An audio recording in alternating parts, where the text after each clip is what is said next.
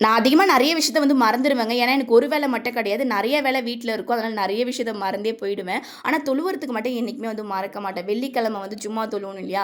மத்தியெல்லாம் ஏத்தி வச்சுட்டு அப்படியே தொழுதுட்டு கொஞ்சம் துவாலாம் வந்து பண்ணியிருந்தேன்.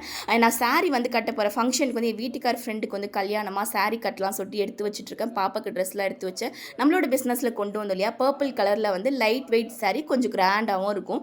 மெயினா நான் கொண்டு வந்ததுக்கு காரணமே வந்து நல்லா கிராண்டா வந்து போடணும். ஆனா, மெலிசா இருக்கணும்னு சொல்லிட்டு கேட்பாங்க இல்லையா?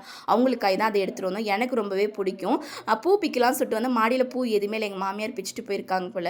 நம்மளோட வீடெல்லாம் உங்கள்கிட்ட காட்டுறேன். ஸ்டார்ட் பண்ணி எது வரைக்கும் நம்ம விட்டுருக்கோம் நீங்களே பாருங்கள். எனக்கு வந்து தோசை தவா வந்து ரொம்ப நாள் ஆசை வாங்கணும்னு நினச்சேன்னா அதையும் நான் வாங்கிட்டேன். வீட்டில் சின்னதாக இருக்குது, சின்னதாக தான் ஊற்ற முடியுது தோசை. பேப்பர் தோசைலாம் வந்து போடுவேன், ஆனால் பெரிய தவாவாக இருந்தால் கொஞ்சம் நல்லாயிருக்கும் இல்லையா? அதனால தான் ஆர்டர் போட்டு வாங்கினேன். உண்மையை சொல்லப்போனால் இந்த தவா வந்து நல்லா குவாலிட்டி நல்லா இருந்துச்சுங்க. ஒரு 1000 ருபீஸ் நினைக்கிறேன், 1900 அந்த ரேட்டில் தான் வாங்கினேன்.